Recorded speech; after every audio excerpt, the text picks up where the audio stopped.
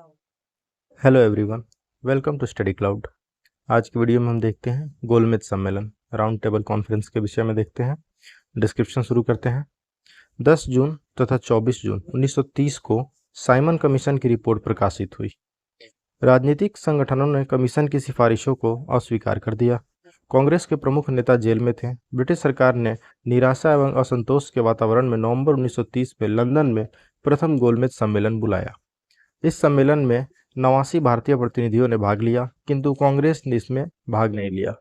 इस सम्मेलन में भाग लेने वाले प्रमुख थे तेज बहादुर सप्रू, श्रीनिवास शास्त्री, मोहम्मद अली, मोहम्मद शफी, आगा खां, फजलुल हक, मोहम्मद अली जिन्ना, होमी मोदी, M.R. जयकर, मूंजे, भीमराव अम्बेडकर तथा सुंदर सिंह मजीठिया आदि। इस सम्मेलन में ईसाइयों का प्रतिनिधित्व केटी पॉल ने किया था। इस सम्मेलन का उद्घाटन ब्रिटिश सम्राट ने किया तथा इसकी अध्यक्षता ब्रिटिश प्रधानमंत्री रैमजे मैकडोनाल्ड ने की थी। 7 सितंबर 1931 से 1 दिसंबर 1931 तक चले द्वितीय गोलमेज सम्मेलन में महात्मा गांधी ने कांग्रेस के एकमात्र प्रतिनिधि के रूप में हिस्सा लिया। इनके अलावा सरोजनी नायडू तथा मदन मोहन मालवीय ने भी इस सम्मेलन में हिस्सा लिया। एनी बेसेंट ने भी इस सम्मेलन में भाग लिया था। गांधी जी SS राजपूताना नामक जलपोत से लंदन पहुंचे तथा वे लंदन के किंग्सले हॉल में ठहरे थे। गतिरोधों के कारण सम्मेलन 1 दिसंबर को समाप्त घोषित कर दिया गया एवं गांधी जी को लंदन से खाली हाथ वापस आना पड़ा। स्वदेश पहुंचने पर गांधी जी ने कहा, यह सच है कि मैं खाली हाथ लौटा हूं, किंतु मुझे संतोष है कि जो ध्वज मुझे सौंपा गया था उसे नीचे नहीं होने दिया और उसके सम्मान के साथ समझौता नहीं किया। द्वितीय गोलमेज सम्मेलन सांप्रदायिक समस्या पर विवाद के कारण पूरी तरह असफल रहा। दलित नेता भीमराव अम्बेडकर ने दलितों के लिए पृथक निर्वाचन मंडल की मांग की, जिसे गांधी जी ने अस्वीकार कर दिया। डॉक्टर भीमराव अम्बेडकर तीनों गोलमेज सम्मेलन में भाग लेने वाले भारतीय प्रतिनिधि थे। लंदन में तीसरा गोलमेज सम्मेलन 17 नवंबर 1932 से 24 दिसंबर 1932 तक चला। कांग्रेस ने इस सम्मेलन का बहिष्कार किया। अब देखते हैं इससे जुड़े MCQs। निम्नलिखित में से किस भारतीय नेता ने लंदन में प्रथम गोलमेज कॉन्फ्रेंस में भाग लिया था? कौन थे ये? मौलाना मोहम्मद अली। 10 जून तथा 24 जून 1930 को साइमन कमीशन की रिपोर्ट 2 भागों में प्रकाशित हुई। राजनीतिक संगठनों ने कमीशन की सिफारिशों को अस्वीकार कर दिया। कांग्रेस के प्रमुख नेता जेल में थे। ब्रिटिश सरकार ने निराशा एवं असंतोष के वातावरण में नवंबर 1930 में लंदन में प्रथम गोलमेज सम्मेलन बुलाया। इस सम्मेलन में 89 प्रतिनिधियों ने भाग लिया, किंतु कांग्रेस ने इसमें भाग नहीं लिया। इस सम्मेलन में भाग लेने वाले प्रमुख थे तेज बहादुर सप्रू थे, श्रीनिवास शास्त्री, मोहम्मद अली, मोहम्मद शफी, आगा खां, फजलुल हक, मोहम्मद अली जिन्ना, होमी मोदी, M.R. जयकर, मूंजे, भीमराव अम्बेडकर तथा सुंदर सिंह मजीठिया आदि। प्रथम गोलमेज सम्मेलन के बारे में निम्न में से कौन सा एक सही नहीं है? इसमें कांग्रेस प्रतिनिधि मंडल ने प्रतिभाग किया था, ये बिल्कुल सही नहीं है, ये गलत स्टेटमेंट है। लंदन में संपन्न हुए गोलमेज सम्मेलन में भारतीय ईसाइयों का प्रतिनिधित्व किसने किया? केटी पॉल ने किया। सेंट जेम्स महल लंदन में संपन्न प्रथम गोलमेज सम्मेलन जो 1930 में हुई, उसमें भारतीय राष्ट्रीय कांग्रेस ने भाग नहीं लिया। इस सम्मेलन में ईसाइयों का प्रतिनिधित्व केटी पॉल ने किया। इस सम्मेलन का उद्घाटन ब्रिटिश सम्राट ने किया तथा इसकी अध्यक्षता ब्रिटिश प्रधानमंत्री रैमजे मैकडोनाल्ड ने की थी। ब्रिटिश सरकार द्वारा लंदन में भारतीय नेताओं का प्रथम गोलमेज सम्मेलन कब बुलाया गया? 1931, 1930, 1929, 1932। तो सही उत्तर है 1930 में प्रथम गोलमेज सम्मेलन 1930। निम्नलिखित में से किन व्यक्तियों ने द्वितीय गोलमेज सम्मेलन में भाग लिया? महात्मा गांधी ने लिया, सरोजनी नायडू ने लिया, मदन मोहन मालवीय ने लिया। तो हमारा सही उत्तर है 1, 2 और 3, ऑप्शन सी। 7 सितंबर 1931 से 1 दिसंबर 1931 तक चले द्वितीय गोलमेज सम्मेलन में महात्मा गांधी ने कांग्रेस के एकमात्र प्रतिनिधि के रूप में हिस्सा लिया। इनके अलावा सरोजनी नायडू तथा मदन मोहन मालवीय ने भी इस सम्मेलन में हिस्सा लिया। एनी बेसेंट ने भी इस सम्मेलन में भाग लिया था। गांधी जी के साथ उनके सचिव महादेव देसाई, प्यारेलाल तथा मीराबेन और देवदास गांधी भी लंदन गए थे। इनमें से किसने द्वितीय गोलमेज सम्मेलन में भाग नहीं लिया था? जवाहरलाल नेहरू ने नहीं लिया था भाग। निम्नलिखित नेताओं में कौन द्वितीय गोलमेज सम्मेलन में भाग नहीं लिए थे? इनमें से डॉक्टर राजेंद्र प्रसाद भाग नहीं लिए थे, जबकि महात्मा गांधी, सरोजनी नायडू और मदन मोहन मालवीय तीनों ने भाग लिया था। द्वितीय गोलमेज सम्मेलन में कांग्रेस का प्रतिनिधित्व किसने किया? महात्मा गांधी ने किया। लंदन में आयोजित निम्नलिखित गोलमेज सम्मेलनों में से किसमें गांधी जी उपस्थित थे? महात्मा गांधी द्वितीय गोलमेज सम्मेलन में उपस्थित थे? निम्न कथनों पर विचार करिए। कथन ए, जवाहरलाल नेहरू ने द्वितीय गोलमेज सम्मेलन 1932 में भारतीय राष्ट्रीय कांग्रेस का प्रतिनिधित्व किया था। और दूसरा कारण है, गांधी इरविन समझौते में भारतीय राष्ट्रीय कांग्रेस का दूसरा गोलमेज सम्मेलन में भाग लेना अंतर्निहित था। तो इसमें से कौन सा ऑप्शन हमारा सही है? इसमें स्टेटमेंट ए जो है वो गलत है। जवाहरलाल नेहरू नहीं, महात्मा गांधी ने भाग लिया था। वहाँ पे नेहरू जी नहीं थे। जवाहरलाल नेहरू के बदले महात्मा गांधी ने द्वितीय गोलमेज सम्मेलन में भारतीय राष्ट्रीय कांग्रेस का प्रतिनिधित्व किया था। और कारण जो है वो सही है कि गांधी इरविन समझौता जो था, गांधी इरविन समझौते में ही भारतीय राष्ट्रीय कांग्रेस का दूसरे गोलमेज सम्मेलन में भाग लेना अंतर्निहित था। 5 मार्च 1931 को महात्मा गांधी एवं वायसराय लॉर्ड इरविन के बीच एक समझौता हुआ। इसे दिल्ली पैक्ट के नाम से भी जाना जाता है। इसमें कांग्रेस की ओर से गांधी जी ने निम्न बातों को स्वीकार किया। सविनय अवज्ञा आंदोलन स्थगित कर दिया जाएगा, पहला। दूसरा, कांग्रेस निकट भविष्य में होने वाले द्वितीय गोलमेज सम्मेलन में भाग लेगी। तृतीय, कांग्रेस ब्रिटिश सामान का बहिष्कार नहीं करेगी। और चतुर्थ, गांधी जी पुलिस द्वारा की गई ज्यादतियों के बारे में जांच की मांग नहीं करेंगे। दूसरे गोलमेज सम्मेलन में महात्मा गांधी ने राष्ट्रीय कांग्रेस का प्रतिनिधित्व किया था।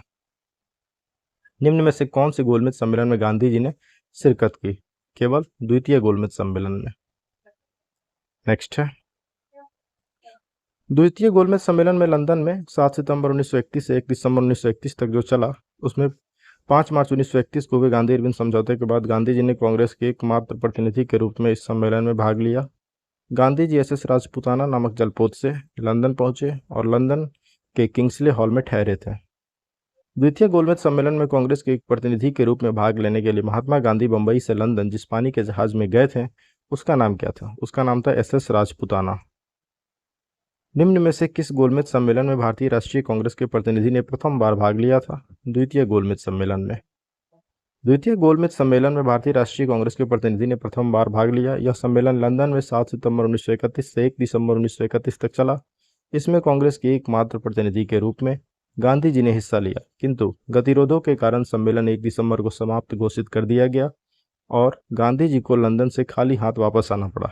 स्वदेश पहुंचने पर गांधी जी ने कहा, यह सच है कि मैं खाली हाथ लौटा हूं, किंतु मुझे संतोष है कि जो ध्वज मुझे सौंपा गया था उसे नीचे नहीं होने दिया और उसके सम्मान के साथ समझौता नहीं किया। महात्मा गांधी दिसंबर 1931 में खाली हाथ कहां से भारत लौटे थे? लंदन से। द्वितीय गोलमेज सम्मेलन किस प्रश्न पर असफल रहा? सांप्रदायिक प्रतिनिधित्व के प्रश्न पे। द्वितीय गोलमेज सम्मेलन 7 सितंबर 1931 को प्रारंभ हुआ, जिसमें महात्मा गांधी कांग्रेस के एकमात्र प्रतिनिधि के रूप में शामिल हुए। यह सम्मेलन सांप्रदायिक समस्या पर विवाद के कारण पूरी तरह असफल रहा। दलित नेता भीमराव अम्बेडकर ने दलितों के लिए पृथक निर्वाचन मंडल की मांग की, जिसे गांधी जी ने अस्वीकार कर दिया। अंततः सांप्रदायिक प्रतिनिधित्व पर गतिरोध के कारण यह सम्मेलन 1 दिसंबर 1931 को समाप्त घोषित कर दिया गया। उस भारतीय का नाम क्या था जिसने तीनों गोलमेज सम्मेलनों में भाग लिया था? BR अम्बेडकर ने तीनों गोलमेज सम्मेलन में भाग लिया था। निम्नलिखित में से किसने तीनों गोलमेज सम्मेलनों में भाग लिया? BR अम्बेडकर। 1930 से 32 की अवधि में भारत और ब्रिटेन के राजनेताओं की लंदन में हुई बैठकों का प्रायः प्रथम, द्वितीय और तृतीय गोलमेज सम्मेलन के रूप में उल्लेख किया जाता है। उनका उसी रूप में उल्लेख गलत होगा, क्योंकि इसमें से पहला ऑप्शन है, इनमें से 2 में भारतीय राष्ट्रीय कांग्रेस ने भाग लिया। भारतीय राष्ट्रीय कांग्रेस को छोड़कर जिन भारतीय दलों ने भाग लिया उन्होंने पूरे भारत का नहीं, वर्गीय हितों का प्रतिनिधित्व किया था। C ऑप्शन है, ब्रिटेन की लेबर पार्टी सम्मेलन के बीच में ही हट गई थी और सम्मेलन की कार्यवाही पक्षपातपूर्ण हो गई। और चतुर्थ है, D ऑप्शन है, ये 3 अलग अलग सम्मेलन नहीं थे, अपितु एक ही सम्मेलन की अवस्था थी जो 3 सत्रों में संपन्न हुई थी। तो ऑप्शन D हमारा सही है। प्रथम, द्वितीय एवं तृतीय गोलमेज सम्मेलन वस्तुतः 3 अलग अलग सम्मेलन नहीं थे, अपितु एक ही सम्मेलन की अवस्था थी जो 3 सत्रों में संपन्न हुई थी। एक ही सम्मेलन में 3 सत्रों को 3 अलग अलग सम्मेलन कहा जाना गलत होगा। गोलमेज सम्मेलन भारत में राजनीतिक सुधारों तथा साइमन कमीशन की रिपोर्ट पर वार्ता के लिए बुलाया गया था, अतः विकल्प D हमारा सही उत्तर है। निम्नलिखित गोलमेज सम्मेलनों में से किसका प्रतिनिधित्व भारतीय राष्ट्रीय कांग्रेस ने किया? द्वितीय गोलमेज सम्मेलन जो 1931 में हुई थी। प्रथम गोलमेज सम्मेलन 12 नवंबर 1930 से 19 जनवरी 1931 तक लंदन में आयोजित किया गया, जिसमें भारतीय उदारवादी दल, मुस्लिम लीग, हिंदू महासभा, दलित वर्ग, व्यापारी वर्ग तथा रजवाड़ों के प्रतिनिधियों ने भाग लिया, किंतु कांग्रेस इसमें सम्मिलित नहीं हुई। दूसरा गोलमेज सम्मेलन लंदन में 7 सितंबर 1931 से 1 दिसंबर 1931 तक चला। इसमें कांग्रेस के एकमात्र प्रतिनिधि के रूप में गांधी जी ने हिस्सा लिया। लंदन में तीसरा गोलमेज सम्मेलन 17 नवंबर 1932 से 24 दिसंबर 1932 तक चला। कांग्रेस ने इस सम्मेलन का बहिष्कार किया। निम्न में से कौन सा गोलमेज सम्मेलन 1932 में हुआ? तीसरा हुआ। भारतीय राष्ट्रीय कांग्रेस ने किस गोलमेज सम्मेलन में भाग नहीं लिया था? प्रथम, द्वितीय या तृतीय? तो भारतीय राष्ट्रीय कांग्रेस ने केवल द्वितीय में भाग लिया था, प्रथम और तृतीय में भाग नहीं लिया, सभी में भाग नहीं लिया था। तो हमारा सही उत्तर है ई, ऑप्शन ई। निम्न कथनों पर विचार करिए। प्रथम गोलमेज सम्मेलन में डॉक्टर अंबेडकर ने दलित वर्ग के लिए अलग निर्वाचक मंडल की मांग रखी। पूना पैक्ट में स्थानीय निकायों तथा सिविल सेवाओं में दलित वर्गों के प्रतिनिधित्व के लिए विशेष उपबंध रखे गए थे। तृतीय गोलमेज सम्मेलन में भारतीय राष्ट्रीय कांग्रेस ने भाग नहीं लिया था। इनमें से कौन सही है? उपयुक्त तीनों कथन सही है, 1, 2 और 3 तीनों सही है। प्रथम गोलमेज सम्मेलन में डॉक्टर अंबेडकर ने दलित वर्ग के लिए अलग निर्वाचक मंडल की मांग रखी। कांग्रेस ने प्रथम और तृतीय गोलमेज सम्मेलन में भाग नहीं लिया था। पूना पैक्ट में प्रावधानित था कि स्थानीय निकायों के चुनाव या लोक सेवाओं में नियुक्त के लिए दलितों वर्ग के लिए सदस्यों के लिए कोई निर्बंधन आरोपित नहीं किए जाएंगे तथा इनमें दलित वर्गों के उचित प्रतिनिधित्व के लिए लोक सेवाओं में नियुक्ति के लिए अपेक्षित शैक्षिक अर्हताओं के अधीन रहते हुए हर संभव प्रयास किए जाएंगे। इस प्रकार प्रश्न का तो तीनों कथन सही है। तो यह टॉपिक हमारा यहीं पे समाप्त होता है। नेक्स्ट वीडियो में हम देखेंगे नेक्स्ट टॉपिक, सांप्रदायिक पंचाट एवं Poona pact 1932। Thanks for watching, keep supporting Study Cloud. Thank you.